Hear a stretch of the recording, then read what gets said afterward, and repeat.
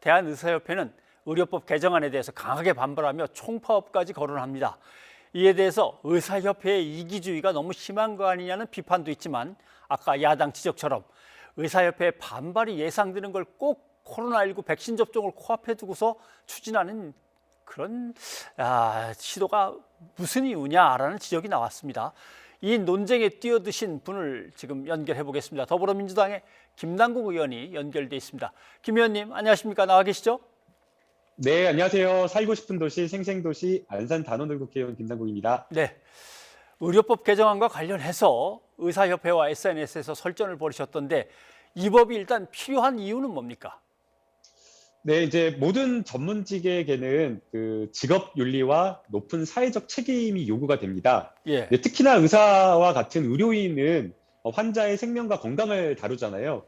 또 수술을 한다라고 하면 환자는 마취된 상태로 의사 앞에 그냥 무방비 상태로 놓이기 때문에 오히려 의료인에게는 훨씬 더 높은 직업 윤리와 사회적 책임이 뒤따르게 마련입니다. 그런데 지금 이제 현행 의료법을 보게 되면요. 금고 이상의 형을 선고받은 경우를 의료관련법이라든가 정신질환 이런 정도로 자격 결격 사유를 규정하고 있다 보니까 앞서 리포트에서 보신 대로 살인을 저질러도 심지어는 성폭력을 저질러도 또 간판만 바꿔 달고 여전히 의료 행위를 할 수 있기 때문에 이런 부분에 대한 국민과 환자들의 어떤 불안을 낮추고 안전한 어떤 그 의료 환경을 조성하기 위해서 이 법안이 꼭 필요하다라고 보고 있습니다. 네, 의사협회는 의료 행위 외의 범죄로 의료인 자격을 박탈하는 건 헌법에서 보장하는 직업 선택의 자유를 침해하는 거 아니냐?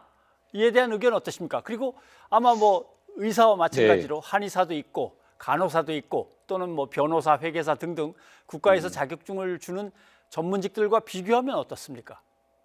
근데 이제 우선은 그 헌법에서 이야기하는 직업 선택의 자유라는 것이 종신까지 한 번 취득한 면허를 무조건 보장하겠다라는 것은 아닙니다. 적절한 규제와 제한이 가능하고요. 그렇기 때문에 성범죄를 저지른 그러한 어떤 강간이나 성폭력을 저지른 전과자가 의료행위를 하는 것 자체가 적절하지 않기 때문에 일정 부분의 제한을 가하는 겁니다. 그래서 위헌의 소지는 없다라고 보이고요. 다른 전문 자격과도 형평이 중요하다고 보입니다. 변호사, 세무사, 법무사 이런 모든 대부분의 전문 직종들이 전부 다 금고 이상의 형을 받는 경우에는 당연하게 자격 결격하는 걸로 이렇게 규정을 하고 있고요. 심지어는 공무원도 당연퇴직 사유로 규정을 하고 있기 때문에 이거 자체를 뭐 직업 선택의 자유라든가 직업 선택의 자유를 침해했다라고 보기 어렵습니다. 또한 그 해외 사례도 중요하다라고 보이는데요. 독일 같은 경우에는 구속되어서 재판을 받는다라고 하면 확정 판결 전에도 면허가 정지되고요. 예. 일본에는 벌금의 경우에도 경우에 따라서는 면허가 정지될 수 있다라고 규정을 하고 있기 때문에 이러한 어떤 해외 사례에 비추어 보면 결코 우리나라의 이번 개정 법률안이 과잉입법이라거나 아니면 직업 선택의 자유를 침해한다라고 보기에는 어렵다라고 생각이 듭니다. 네, 뭐 의학을 공부하고 면허를 땄습니다. 국가고시 합격해서. 그래서 평생 직업으로 가져가야 되는데 금고 이상형에 딱 걸려 있으니까 금고 이상형이 뭐 엄청난 흉악한 범죄를 저지른 게 아니라 예를 들면 운전을 하다가 어떻게 다 사망 사고를 냈다든가 뭐 또는 뭐 이런 것도 있을 수 있습니다. 병원 하나 차리다 보니까 어떻게 하다 보니까 수표가 부도가 났다든가 또는 뭐 횡령 문제라든가 이런 것들로 금고 이상형을 받으면 그거는 좀 억울하다는 얘기들을 하는데 말이죠.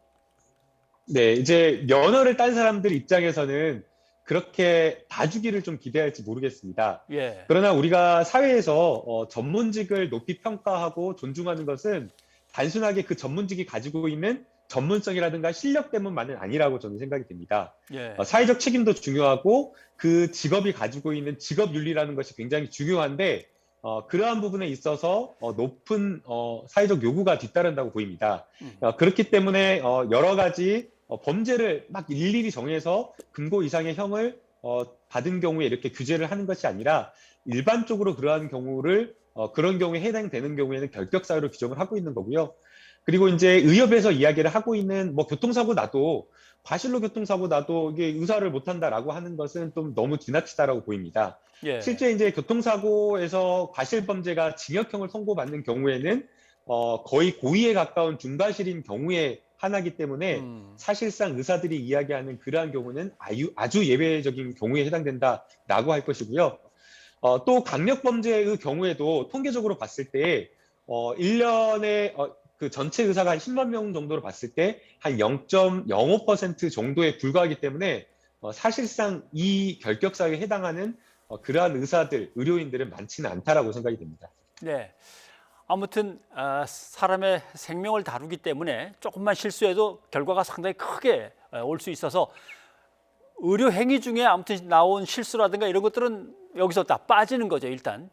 그건 분명한 네, 거죠? 그렇습니다. 예, 알겠습니다. 네, 업무상 과실치사상은 빠져 있습니다. 네. 그런데 이런 문제도 한번 생각해 볼 수 있습니다.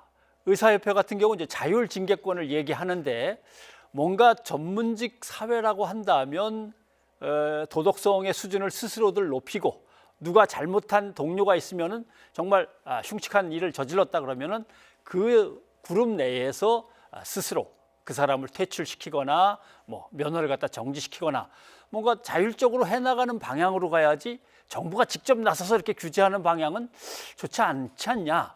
변호사들도 안 그러지 않냐 이런 얘기인 것 같습니다. 이건 어떻게 보십니까? 예, 그 전문직 그 단체가 자율징계권을 가지는 것과 여러 가지 당연 결격 사유를 이렇게 정하는 것은 별개의 문제라고 보입니다. 예, 변호사 단체나 세무사, 법무사 단체들도 이렇게 금고 이상의 형을 선고받는 경우에는 당연히 다 변호사 활동이나 이런 것들을 할 수 없도록 규정을 하고 있고요. 예, 그와 별도로 자율징계권은 따로 두고 있는 겁니다. 그리고 이제 좀 걱정스러운 것도 있는데요. 과연 의사협회가 직역이기주의를 넘어서 자율징계권을 제대로 행사할 수 있을까? 이것도 좀 살펴볼 필요가 있다고 보이는데요. 지금 지난해에 나왔던 그 국감 자료를 보게 되면요. 2014년에서 2018년까지 성범죄 의사 자격정지가 받았던 경우가 0.7%에 불과하고요. 예, 면허 취소 후에 재교부, 면허를 다시 이제 승인한 그 퍼센테이지를 보게 되면 거의 97%. 그러니까 다시 그냥 재교부 해달라고 신청만 하면 다 해줬다라는 겁니다. 여기에서 이제 재교부 심의위원회 위원들이 이제 평가를 하게 되는데 심의위원 중에 의사들이 대부분 다 면허를 재교부해줘야 된다라는 그런 평가를 내려서 사실상 이런 통계나 결과를 보게 되면 지금 현재 의사 단체가 자율징계권을 가졌을 때에 제대로 행사할 수 있겠는가라는 걱정도 있습니다. 예, 알겠습니다. 국민 다수는 아무래도 상황이 좀 악화되니까 이런 걱정들을 많이 합니다. 아니 지난번에 공공의료 문제도 국가고시 앞두고서 해가지고 문제를 크게 키우더니 더군다나 지금 의사협회 회장은 보수권으로 가서 정치하겠다는 사람이 회장하고 있는데 또 거기다 대고 그다음에 또 코로나19 접종 막 하려고 하는데 백신 접종 직전에 꼭 이런 걸 꺼내느냐. 뭔가 법 개정은 뭐 알겠는데 커뮤니케이션이나 뭔가 이 컨트롤에서는 시기적으로 문제가 있는 거 아니냐. 이 시각은 어떻게 보십니까? 네, 이제 국민의힘에서 이제 앞서 김종인 비대위원장도 왜 하필이면 지금 이 시기냐라고 이야기를 하고 있는데요. 예, 오히려 저는 거꾸로 왜 하필이면 지금 이 시기가 이렇게 질가할 것이 아니라 왜 이제서야 이 법을 통과시켰느냐, 이제서야. 왜 이렇게 늦게 하느냐라는 것을 지적해야 된다, 비판해야 된다라고 생각이 됩니다. 과거에도 이 법안은 통과시켜야 된다라고 하면서 2007년도 20대 국회에서도 2018년도에 두세 번씩이나 발의가 되었었고요. 그리고 이 법안이 지금 발의가 된 것이 아니고 지금 최근에 발의가 된 것이 아니고 이미 지난해 6월부터 논의가 되었었던 법안입니다. 예, 그러면 코로나19가 계속되고 있는 상황에서는 이 법안을 의협단체 눈치 봐가지고 통과 못 시키냐라고 이렇게 묻는다면 그것은 저는 말이 안 된다라고 생각이 들고요. 그리고 또 한 가지 가정을 해서 또 질문을 드리면 과연 코로나 이 시기가 종국이 된 이후에 과연 의협이 찬성할까요? 반대할까요? 과거에 20대 때 코로나 아닐 때도 의협은 결사 반대하면서 계속해서 반대를 했기 때문에 이 법안은 의협 눈치를 봐가면서 시기를 조율하면서 할 네. 것이 아니라 오히려 당연히 지극히 상식적인 법안이기 때문에 꼭 통과를 시켜야 된다라고 생각이 듭니다. 네, 알겠습니다. 김 의원님 오늘 여기까지 하도록 하겠습니다. 고맙습니다. 네, 감사합니다.